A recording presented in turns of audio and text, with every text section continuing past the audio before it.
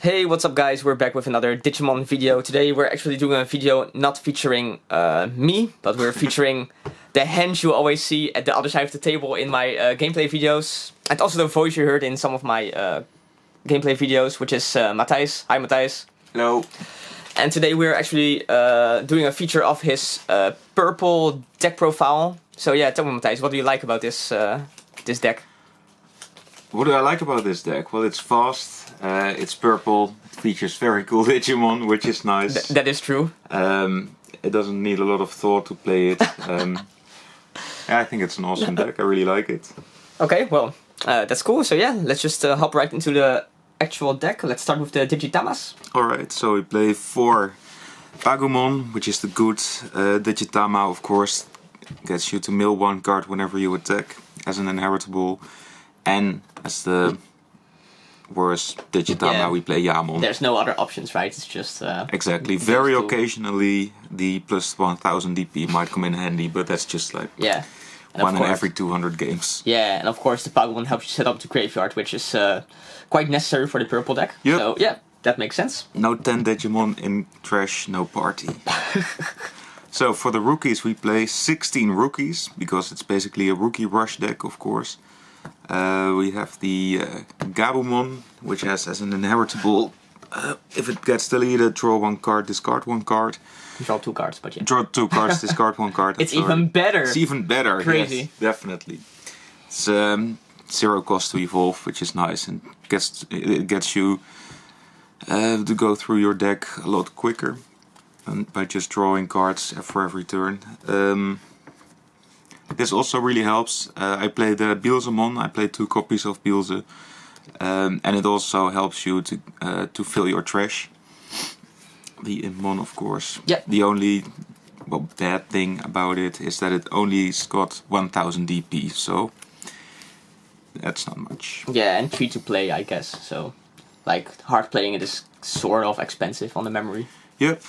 On that topic, this one is way cheaper to hard play. It's Demi-Devimon, which is only 2 cost to hard play, and it has 3000 DP, which is actually quite nice. Occasionally you have a lot of rookies that only have 1000 DP, so sometimes if you run into a security with it, it survives. It's very strong. Very strong indeed. And my favorite of the rookies is the Tapirmon, or the Bakumon in Japanese it's called, I think. It's a no-brainer. If it gets deleted, you get another card. So basically, it's a free card every turn, or a free attack every turn. Yeah, you just trade cards basically. Exactly. So yeah, I really like how you're playing 16 rookies. I've seen some lists today actually where playing just like 13 rookies or something. And I think that just bricks you a lot, but in this deck I guess you should always start with at least 1 rookie. Yeah, and well, I play the Met, so you always have, or most of the times you have 3 memory and you can just hard play a lot of them. Because you need a lot of rookies to just swing at the securities. Yeah, that makes sense. So that's why. So for the level 4s, I played 12 level 4s. I play the Wizardmon, which is also a favorite. If it gets deleted, you draw 1 card. It works very well with the Gabumon. If this gets deleted, you draw 1 from Wizardmon, and then you draw 2 from Gabumon and discard 1 card. So you draw a lot, you discard a lot. It's very, very strong. Yeah, so it gives you more options to decide what to discard as well. Exactly. Yeah, that's pretty good. And if you have an early game, it really helps you to go into dominating the game basically later in the game. This is a no-brainer. 4 blockers. You always need blockers in the deck, and this is, I think, the only blocker for purple. Yeah, for now it is. For now it is, yeah. So that's why. Next set we're getting the 1 to evolve Devimon, which is 5000 DP. So you know, in set 1.5 you might consider that. But I don't even think it might be in set 4. I don't know. Sometime in the future we're getting that. Yep. Maybe you've seen that I don't play the Tsukaimon, the level 3 purple rookie. Oh, the one that gains memory when... exactly. Yeah. I tested it. It wasn't overwhelming, so I decided to cut it. And I play the 4 Devimon, which has Retaliating, which I think is a very, very good effect, especially against decks like Black and other decks with very big blockers. Then you can try to make them block something and then take them with you to the grave with Devimon. Yeah. Okay, so... And it's only 2 to evolve, so yeah, that's nice. Devimon is for sure really strong. So you're playing 12 level 4s. Yep. Is there like any reasoning for that? Because I've seen a lot of purple decks where actually playing like just 8 or sometimes even less. Well, I also play a lot of level 5, well, respectively a lot of level 5s and also some level 6s. So yeah, that's basically why, and also you want to gain the inheritable Gabumon effect, so you need level 4s to evolve the Gabumon and gain the effect. Yeah, that makes sense. So I play 4 Chimeramon. I have tried fewer copies of this card, but I think it's an amazing card. It gets you to pop one of your cards, it triggers Tapirmon, it triggers Impmon, it triggers inheritable effects. So that's always nice, and additionally you also get to delete a level 5 or lower Digimon from your opponent's side of the field. And so it's good against Black again and other decks that play a lot of blockers. And it also has 7000 DP, so it's also a very, very strong attacker. Very, very strong, yeah. It survives a lot of security checks. I played 2 Meiotismon. Famdemon. It's 2 to evolve, which is not that much for level 5. It has 7000 DP, which is also reasonably okay. There's no particular reason why I chose this one except for the low evolution cost, and I play this because I play some level 6s. Yeah, I also must note, like, the Meiotis one is only a 6 to play, so like if you ever really need to hard play a level 5 somehow, then it is okay, I guess. Sometimes you don't have a rookie at the start of the game, but you do have a Meiotis one. You just hard play it, and you can then evolve it into a level 6. So for example, Lilithmon. I don't think the first effect, so the get to option card back to your hand effect, is the best effect, but I think the second effect is way stronger. That you gain 2 memory whenever you play whenever you play an option card.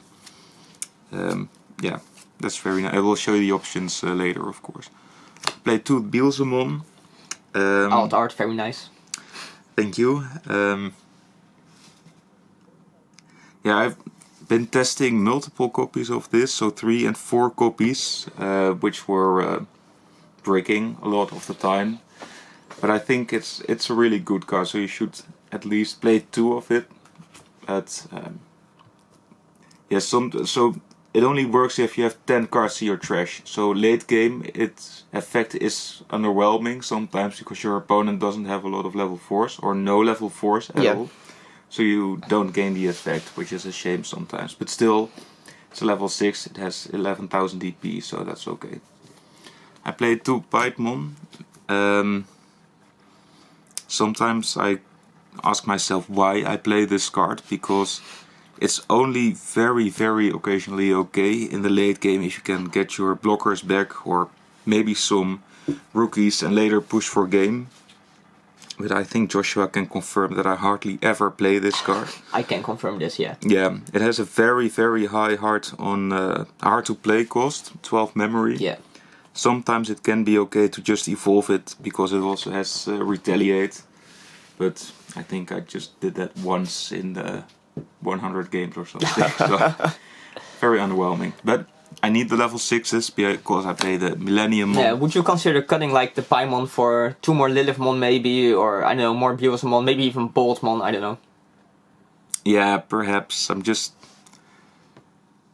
still struggling with it, basically. I think the Pythmon can be good.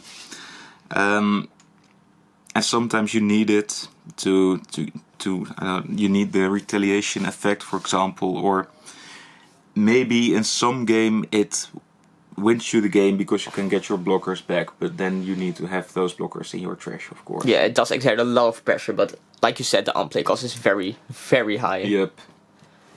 But still, we'll see. Maybe in the near or distant future we'll cut the Pipemon. I also saw decks with 4 Pipemon. I don't know what these people are thinking.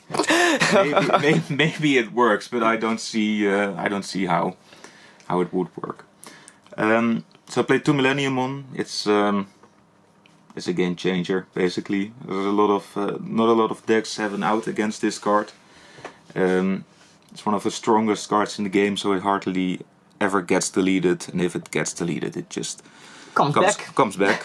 So yeah, that's it for the Digimon. Millenniumon is very, very strong. Yep. So yeah, Tamers or options? Doesn't really matter.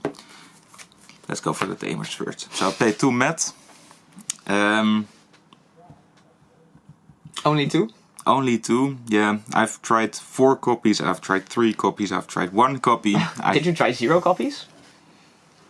Ooh, I think I tried that in the very beginning. But once you realize that having 3 memory at the start of your turn is essential, basically essential most of the times.